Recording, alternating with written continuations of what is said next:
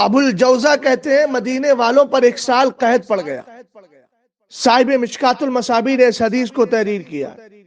حدیث کے الفاظ ہیں قحط اہل المدینہ قحطا شدیدا، مدینے والے سخت قحط میں مبتلا ہو گئے، کوئی راستہ نظر نہیں آیا، کیونکہ روحانیت کا زمانہ تھا۔ سرکار علیہ السلام تو ظاہری زندگی سے تشریف لے جا چکے تھے، مگر ام المومنین عائشہ صدیقہ رضی اللہ تعالی عنہا ابھی بقید حیات تھی۔ فشکوا الی عائشہ، تو انہوں نے ام المومنین کی بارگاہ میں آ کر اپنا دکھلا بیان کیا۔ فقالت، تو آپ نے ارشاد فرمایا، انظروا قبر النبی صلی اللہ تعالی علیہ وسلم، سرکار علیہ السلام کی قبر شریف کو دیکھو، اور اس کے بعد کرنا کیا ہے؟ فجعلوا منہ قوا الی السماء، مصطفیٰ کریم علیہ السلام کی جو قبر شریف اور اس کا جو گنبد ہے نا، اس گنبد میں ایک کھڑکی نکال دو، ایک سوراخ نکال دو، ایک روشن دان نکال دو، جس کا چہرہ آسمان کی طرف ہو۔ ظاہر سی بات ہے جب اوپر کی جانب آسمان کی جانب کوئی سوراخ کھولا جائے گا، کوئی روشن دان بنایا جائے گا، تو اس کا چہرہ آسمان کی جانب ہوگا۔ اور فرمایا حتی لا یکون بینہ و بین السماء سقف، اس طریقے سے روشن دان نکالنا کہ اس کے اور آسمان کے درمیان، یعنی سرکار کی قبر شریف اور آسمان کے درمیان چھت نہ ہو۔ مطلب یہ تھا گنبد خضرا کی جو چھت ہے اس کا حصہ تھوڑا سا نکال دو، روشن دان بنا دو، اس طریقے سے کہ ڈائریکٹ آسمان کی جو نظر حال ہے وہ مصطفیٰ کی قبر شریف پر پڑے۔ کہتے ہیں ففعلوا، تو ام المومنین کے فرمان پر لوگوں نے عمل کیا، گنبد خضرا میں ایک روشن دان نکال دیا، ایک چھوٹی سی کھڑکی نما سوراخ بنا دیا۔ اس کے بعد کہتے ہیں فمطروا مطرا، اتنی بارش حتی نبت العشب، مدینے میں جو ہریالی نہیں تھی، بارش اتنی ہوئی سبزے اگائے۔ وَسَمِنَتِ الْإِبْلُ حَتَّى تَفَتَّقَتْ مِنَ الشَّحْمِ، اور جو مدینے والوں نے اونٹ پال رکھے تھے، جب ان کو سبزہ ملا، انہیں گھاس ملی ہری ہری، انہوں نے اس کو کھایا جو ان کی غذا ہے، یہاں تک کہ ان کے جسم موٹے ہو گئے، چربی سے بھر گئے۔ فَسُمِّيَ عَامَ الْفَتْقِ، تو لوگوں نے اس سال کا نام خوشحالی والا سال رکھ دیا۔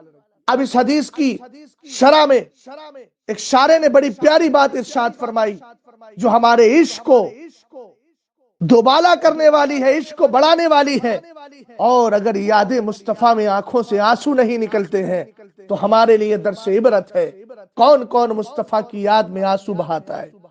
کہتے ہیں وقد قیل فی سبب کشف قبر النبی صلی اللہ تعالی علیہ وسلم ان السماء لما رات قبرہ بکت وسال الوادی من بکائها وقال تعالی فما بکت علیہم السماء والارض حکایتا حال الکفار فیکون امرها على خلاف ذلك بالنسبت للابرار۔ فرماتے ہیں لوگوں کبھی غور کیا کہ آخر سرکار تو عالم صلی اللہ علیہ وسلم کی بیوی ہماری ماں نے اتنا ہی تو فرمایا تھا گنبد خضرا میں ایک روشن دان بنا دو، اس طرح بنانا مصطفیٰ کی قبر شریف اور آسمان ان دونوں کے بیچ میں چھت حائل نہ ہو، چھت بیچ میں رکاوٹ نہ ہو، پردہ نہ ہو، حجاب نہ ہو۔ آخر اس کے بعد بارش اتنی ہوئی کہ پورا مدینہ سیراب ہو گیا، جل تھل ہو گیا، ان کے اونٹ بھی فربا ہو گئے، موٹے ہو گئے۔ آخر وجہ کیا ہے؟ فرمایا وجہ یہ ہے ان السماء لما رات قبرہ، جب آسمان کی نظر مصطفیٰ کریم کی قبر پر پڑی، ابھی تو آسمان سے چھپا ہوا ہے نا معاملہ، اس لیے کہ گنبد خضرا ہے، چاروں چار دیواری ہے، مصطفیٰ کی قبر شریف کھلی ہوئی ہے، کھلی ہوئی نہیں تھی، چھپی ہوئی تھی۔ رسول کریم علیہ السلام کی بیوی ہماری ماں نے جب یہ کہا روشن دان بنا دو اور اس طریقے سے کہ آسمان اور قبر مصطفیٰ کے درمیان کوئی چیز حائل نہ ہو، کہا آسمان کی نظر پڑ گئی کس پر؟ مصطفیٰ کریم علیہ السلام کی قبر پر پڑ گئی۔